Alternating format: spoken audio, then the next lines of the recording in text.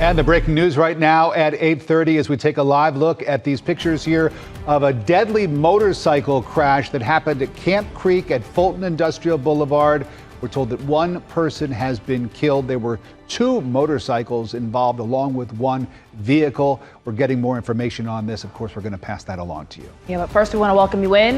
Thanks for joining us. It's Thursday, November 7th. I'm Lana Harris. And I'm Rick Fulbaum. And let's talk to First Alert Meteorologist Courtney Jacobazi, who's watching all the issues taking place on our roads this morning. That's right. First, I do want to take you to that crash you were talking about over on Camp Creek Parkway at Fulton Industrial. You can see that crews are still blocking the lanes. If you're traveling northbound on Camp Creek Parkway, prepare to be detoured over onto Fulton Industrial Boulevard. So that detour is obviously going to add some extra time to your morning commute. At last check, GDOT's update was that this won't completely clear until 9:30. So that is for another hour.